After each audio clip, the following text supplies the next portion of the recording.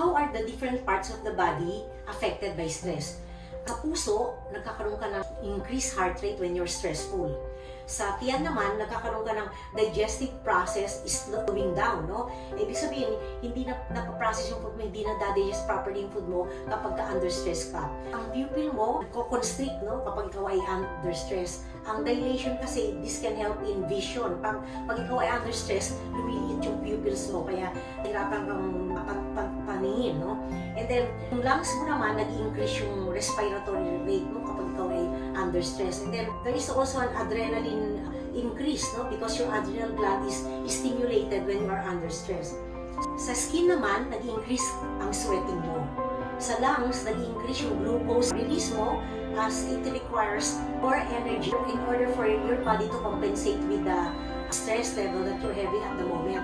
And also, it can increase in the fat movement, that is from the body fat stores to be used as fuel. Kailang, at the same time, kapag nag-move ka ng fat from the body stores to the body to be used as fuel, nagre-release ka din ng stored toxins, and this can increase your free radicals. So, these are all the bad effects in our body kapag tayo ay under stress. And besides this, it can also deplete your body of your vitamins and minerals. What vitamins and minerals? No? Well, vitamin B1, which helps maintain the nervous system, helps in anemia, and protect against heart disease, can be depleted. So, increase your milk intake, whole grain intake, eggs, and pork. B6 naman, this can also boost the immune system, relieves the menopausal symptoms if you're already in the menopausal stage. It relieves premenstrual syndrome and protect against cancer. So, nababawasan yung B6 natin kapag tayo ay under stress. Anong dapat gawin? Kumain ka ng increase yung whole grain intake, cereals, milk, vegetables, and fish and meat. Ang B12 also nagde-decrease nito kapag under stress ka. So, B12 is important for the maintenance of your nervous system. It helps boost your memory and increase growth and energy. So, what would you do? Increase your milk intake, eggs, meat, like the pork and beef, and fish and liver can help increase your vitamin B12. And then zinc is very important, no? Because this boosts your immune system and healing. So kapag ka ikaw ay under stress, kumain ka ng whole grains of meat uli, eggs, meat, and mushrooms. Iron din, no? You are depleted of iron when you are under stress. So what does iron do? It boosts your immune system, increase the energy, and prevents iron deficiency and anemia. So in order to increase your iron supply, you have to eat a lot of wheat, bran, fruits like apple, and dates. And lastly, it also depletes your body of your selenium. Ang selenium is very important in your hair, skin, and nail.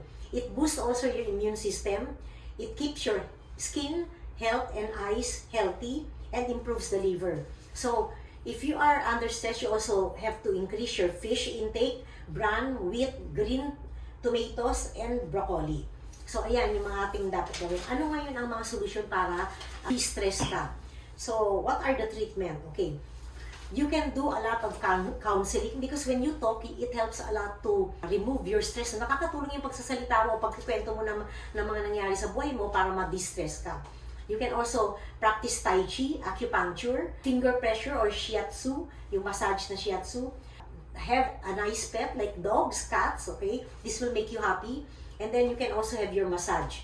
Then, as much as possible, try to delegate your work to other people para mabawasan yung trabaho mo. And then, control your ambitions. And then, balanced diet, exercise, like weightlifting can help, lalo na sa mga lalaki, no? Kapag nag-weightlifting ka, you tend to forget your stresses or your problems. Yoga, meditation, calling a friend, talking to your friend, reading books and magazine, and then drink and eat peacefully, para ka lang nagkakain-kain ng snack lang, pero you have to choose your snack also wisely. And then, listening to music. Ako pag na-stress ko, nagkakaraoke ako eh. Ayan. Herbal therapy, like you have an herbal massage, herbal food intake, yung mga gano'n, no? Tapos, try to manage your stress and then try to visualize yourself in a happy mood, in a happy situation, like para ka nasa abroad, para ka nagsiswimming sa beach, gano'n, para ka nagpa-fly sa air, gano'n. Yun na lahat ang some of the treatment that you can do to distress yourself. Okay? So, nabanggit ko na lahat yata ng mga tungkol sa stress. Of course, I forgot something like aromatherapy, massage, maganda rin yun, no? I like that very much. Kung may mga question po kayo, just call me at my numbers. And then, please like and share my account.